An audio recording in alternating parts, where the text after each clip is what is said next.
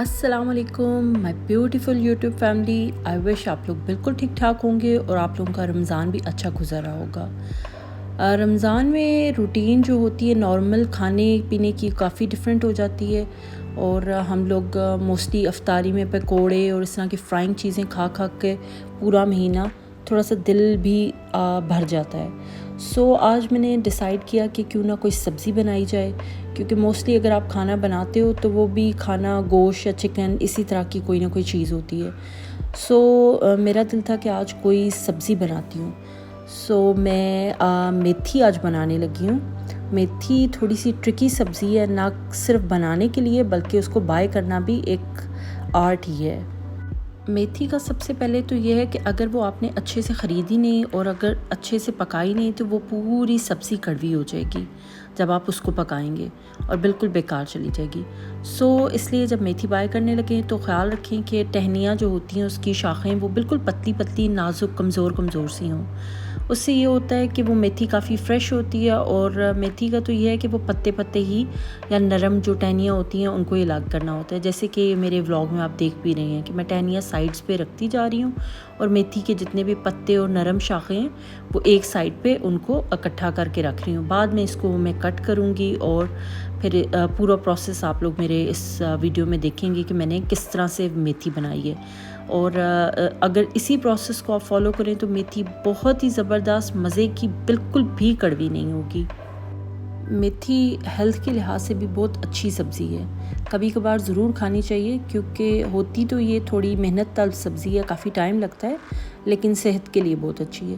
खैर मैंने मेथी को टहनियों से अलग कर लिया, नरम नरम जो शाखें थी और पत्ते वो अलग कर लिए। कोशिश करें जब आप सब्ज़ी ख़रीदें तो वो बिल्कुल फ़्रेश हो। अब मैं उसको छोटा छोटा बारीक बारीक काट रही हूँ। इसके बाद इसको वॉश वग़ैरह करूँगी और वॉश करने का भी मेरा एक अलग सा तरीका है जिसकी वजह से मेथी जो है वो जो उसका कड़वापन है वो भी थोड़ा सा दूर हो जाता है। सेम जैसे करेले होते हैं उसका भी एक प्रॉपर तरीका होता है उसकी कड़वाहट को थोड़ा कम करने का, तो इसी तरह मेथी को पकाने से पहले उसको धोने का एक तरीका होता है। मेथी लोग कीमे में भी बनाते हैं और आलू के साथ भी बनाते हैं। मैं मोस्टली आलू के साथ ही बनाती हूँ। मेथी की सब्ज़ी पकाने में तो ज़्यादा टाइम नहीं लगता, लेकिन उसका सारा टाइम उसको काटने में और उसको जो टहनियों से अलग करने में लगता है। खैर मेरी मेथी अब तक कट चुकी थी और बस मैं अब उसको वॉश करने लगी थी। मेथी की सब्ज़ी को वॉश करना या पालक को या कोई भी जो पत्तों वाली सब्ज़ी है, किसी भी किस्म का साग, उसको वॉश करना भी एक बड़ा ट्रिकी काम है क्योंकि उसकी टहनियों में और पत्तों में मिट्टी होती है जो पकाने के बाद अगर सालन में आ जाए तो बहुत ही वो खाने में बहुत जायका आपका ख़राब हो जाता है। इसलिए अच्छे तरीके से वॉश करना बहुत इम्पॉर्टेंट है। मैं मेथी को अच्छी तरह वॉश करने और उसका पानी ड्रेन करने के बाद उसको थोड़ी देर के लिए तेज़ गर्म पानी में जस्ट 1 मिनट के लिए भिगोती हूँ और फिर उसके बाद वो गर्म पानी ड्रेन करती हूँ। बॉयल नहीं करती, जस्ट उसको भिगोती हूँ पानी के अंदर और निकाल लेती हूँ। उससे ये होता है कि जो उसकी बिटरनेस है, जो कड़वापन है, वो थोड़ा सा कम हो जाता है और पकने में भी ज़्यादा जल्दी पक जाती है। मेथी आलू बनाने का जो मेन मुश्किल पार्ट था वो मैं ऑलरेडी कंप्लीट कर चुकी थी, लाइक मेथी को काटना और साफ़ करना, धोना। अब मैंने एक पैन के अंदर थोड़ा सा ऑयल लिया और गरम मसाला डाला। मैं कोशिश करती हूँ कि गरम मसाला जो है वो मैं ऑयल के अंदर डालूँ, क्योंकि गरम ऑयल में जब आप जो भी गरम मसाला आपने डालना हो वो अगर ऑयल में डालें तो खुशबू बहुत अच्छी सी पूरी सालन में आती है। थोड़ा सा अदरक लहसुन का पेस्ट डालने के बाद मैंने उसमें आलू डाल दिए, क्योंकि आलू पहले इसलिए डाले, आलू गलने में थोड़ा टाइम लगाते हैं और अगर पहले आलू डाल दूं तो वो बेहतर है क्योंकि मेथी तो वो ज़रा जल्दी बन जाती है। जो उसके पत्ते, सब्ज़ी नरम सी एक सब्ज़ी है, सो वो जल्दी गल जाती है। सो बेहतर है कि आलू जो हैं वो पहले से गला लिए जाएं। आलू वगैरह थोड़े से नरम हो गए तो मैंने उसमें नमक, मिर्च और हल्दी वगैरह जो भी मैंने मसाले ऐड करने थे वो मैंने ऐड किए। और कोई भी आपने देखा होगा कोई प्याज वगैरह कुछ भी नहीं ऐड किया, जस्ट लहसुन डालने के बाद आलू डाल लिया था और अपने मसाले वगैरह डाले। मसाले और सब डालने के बाद मैंने मेथी जो मैंने वॉश करके रखी हुई थी ड्रेन पानी से कर ड्राई, उसको इसमें ऐड किया। और मेथी पकाते हुए एक चीज़ का बहुत ख्याल रखें कि चम्मच कम से कम चलाएं। मैंने फिर इसमें टमाटर का पेस्ट ऐड किया। मैंने तो रेडीमेड पेस्ट यूज़ किया था, ऑलमोस्ट 2-3 चम्मच। अगर आप घर में टमाटर का पेस्ट बनाकर ऐड करें तो आई थिंक 2 टमाटर यूज़ किए जा सकते हैं।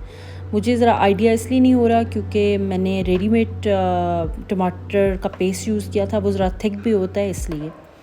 खैर मेथी में चम्मच ना चलाने के लिए ज़रूरी इसलिए क्योंकि मेथी में अगर चम्मच बार बार चलाओ तो शायद वो कड़वी हो जाती है। मैं तो नहीं चलाती, इसलिए मुझे आइडिया नहीं कि ये बात कितनी दुरुस्त है कितनी नहीं, लेकिन कोशिश करें कम से कम चलाएं। अब मैंने लिड ऊपर रख दी थी और बिल्कुल आंच हल्की कर दी थी क्योंकि आलू तो गले हुए थे और मेथी को गलने में ज़्यादा टाइम वैसे भी नहीं लगना था। हरी मिर्च वगैरह डाल के थोड़ी देर के लिए दोबारा लिड रख दी और अच्छी सी खुशबू के लिए मैंने एंड में देसी घी के ऊपर थोड़ा सा ऐड किया। और मेथी बनाने के बाद यानी जब वो कंप्लीट हो जाए सालन, तो कोशिश करें जो ड्राई मेथी होती है वो ज़्यादा क्वांटिटी में ऊपर उसके डालें और लें मेरी मेथी तैयार होगी ज़बरदस्त मज़े की। साथ ही इन बिटवीन मैंने 1-2 मैरिनेशन वगैरह करके रखनी थी, सो मैंने वो भी कर ली। मैं मैरिनेशन के लिए मोस्टली मैगी वालों का हॉट एंड स्पाइस मिक्स है वो यूज़ करती हूँ, टेस्ट में बहुत अच्छा है। और सबसे अच्छी बात मुझे ये लगती है कि उसमें अंदर ही एक साइड पे उन्होंने इसको स्टोर करने के लिए एक पैकेट भी दिया होता है। सो मैंने चिकन विंग्स लेके आई थी, मैंने उसको अच्छी तरीके से मैरिनेट करके और मैरिनेशन के समेत ही उस शॉपर में डाल के फ्रीज़र में रख दिया। इसके अलावा मुझे एक अफ्तार देना है अपने फ्रेंड सर्कल में, सो मैं थोड़ी बहुत उसकी प्रिपरेशन कर रही थी। तो मैंने चिकन बोनलेस को मैरिनेट करके और शाशले स्टिक्स वगैरह बनाकर उनको भी फ्रीज़ करना था। सो ये दोनों काम भी मेरे साथ साथ हो गए। और मुझे एक्चुअली एक व्लॉग में किसी ने मैसेज में बोला था कि मैं अपने फ्रीज़र का एक दिखाऊं कि मैं कैसे अपनी चीज़ें स्टोर करती हूँ। वैसे तो मैं इतना अच्छे तरीके से तो मैनेज नहीं कर पाती क्योंकि मेरा फ्रीज़र बहुत बड़ा भी नहीं है अच्छा है, लेकिन रमज़ान के हिसाब से जब आपके पास बहुत ज़्यादा चीज़ें होती हैं स्टोर करने के लिए, उस हिसाब से थोड़ा सा ये है कि मुझे थोड़ा लगता है कि छोटा नहीं हो जाए कहीं, लेकिन फिर भी मैं अपनी तरफ से पूरी कोशिश करती हूँ ऐसे स्टोर करूँ। मैं मोस्टली गोश्त और चिकन वगैरह होता है वो बॉक्सेस में स्टोर करती हूँ, ये काफ़ी कन्वीनियंट होता है और साफ़ सुथरा भी लगता है। और कोशिश करें कि आप जब एक बार चिकन या गोश्त जो भी आए उसको फ्रीज़ होने से पहले क्लीन कर ही फ्रीज़ करें, क्योंकि डीफ्रॉस्ट करके दोबारा वापस रखना वो अनहाइजीनिक भी होता है, अच्छा नहीं होता। खैर मेरा व्लॉग वगैरह ऑलमोस्ट अब ख़त्म हो गया था, बस मैं अपनी चीज़ें वगैरह रख रही थी। अगर आप लोगों को मेरा व्लॉग और मेरा चैनल अच्छा लगता है तो प्लीज़ उसको लाइक और सब्सक्राइब करें। रमज़ान का भी आखिरी अशरा स्टार्ट हो गया है, जितना इस मंथ के आने की खुशी होती है उतनी ही तेज़ी से मंथ गुजर जाता है। खैर मेरा फ्रिज ऑलमोस्ट सेट हो गया था और अब मेरा व्लॉग भी एंड है। सो इंशाल्लाह बहुत जल्द किसी और व्लॉग में कुछ और चीज़ें आप लोगों के साथ शेयर करेंगे। तब तक अपना बहुत सा ख्याल रखें और अल्लाह हाफ़िज़।